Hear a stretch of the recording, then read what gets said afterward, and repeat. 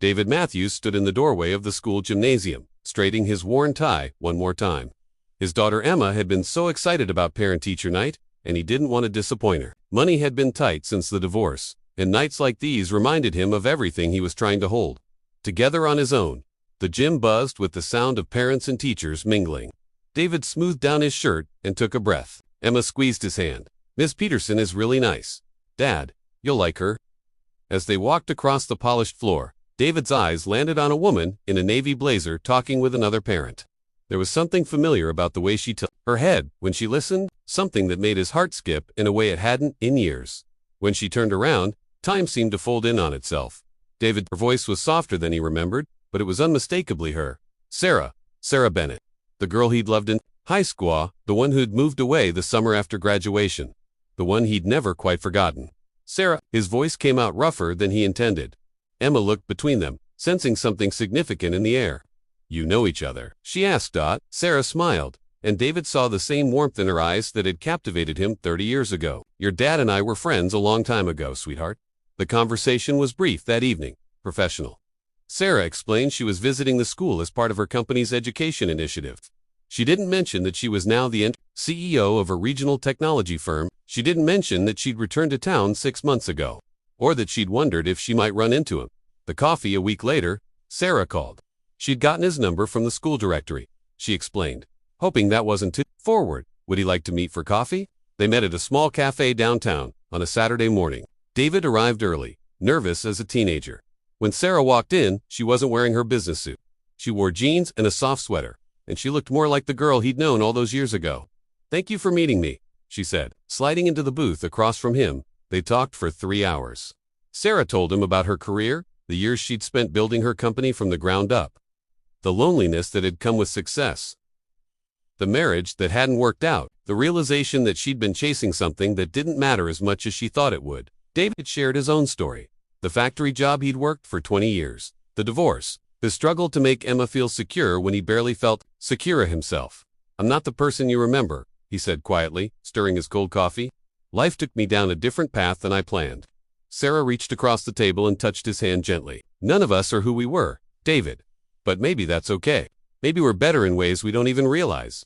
The friendship they began meeting regularly, sometimes for coffee, sometimes for walks in the park, while Emma played on the swings. Sarah never made David feel less than what he was. She asked about his work with genuine interest. She listened when he talked about the pride he felt watching Emma grow up, even when things were hard. One evening, Sarah invited them both to dinner at her home. David hesitated, but Emma's excitement convinced him. When they arrived at the modest house on Maple Street, David had expected something grand. Instead, he found a cozy home filled with photographs and comfortable furniture. "I learned something," Sarah said as she served them pasta she'd made herself. "The things that look impressive from the outside don't warm you up at night. What matters is this: sharing a meal with people who matter." Emma talked animatedly about school, and Sarah listened with the same attention she'd given David at the cafe. She asked questions. She laughed at Emma's jokes. She made the little girl feel important. As David watched them together, something tight in his chest began to loosen. The truth. It was Emma who asked a question one night as David tucked her into bed. "Do you like Miss Bennett, Dad? I mean, do you really like her?" David sat on the edge of her bed, considering his words carefully. "I do, sweetheart. Is that okay with you?" Emma nodded. "She's nice, and she makes you smile. You don't smile as much as you used to." The wisdom in his daughter's observation caught David off guard. He kissed her forehead. "You're pretty smart, you know that." But doubt still gnawed at him. What did he have to offer someone like Sarah? She ran a company. She could have anyone. Why would she choose someone struggling to make ends meet? He almost pulled away. I almost stopped returning her calls. The Bridget was Sarah, who finally addressed what hung unspoken between them. They were walking along the river one autumn evening. They are crisp with the promise of winter. "You're pulling away," she said simply. "I can feel it." David stopped walking. He owed her honesty. "Sarah, you've built this incredible life. You're successful, you're accomplished. I'm just trying to keep my head above water most days." She turned to face him, her eyes serious. "Can I tell you something? When I was building my company, working 70-hour weeks, climbing every ladder people said mattered, I forgot what it felt like to just be happy. I forgot what it felt like to matter to someone, not because of what I could do for them, but just because of who I was." She took his hand. "You seen me, David. Not the CEO, not the success story. Just me, Do you know how rare that is? But I can't give you the things. I don't need things, she interrupted gently. I have things. What I don't have is someone who understands that sometimes success is just getting through the day and still having enough energy to love the people around you. You do that every single day.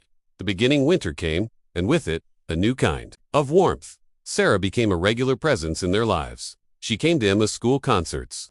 She taught David how to negotiate a better position at work, helping him find his own voice. She reminded him that his worth wasn't measured in a paycheck. And slowly, carefully, they built something together.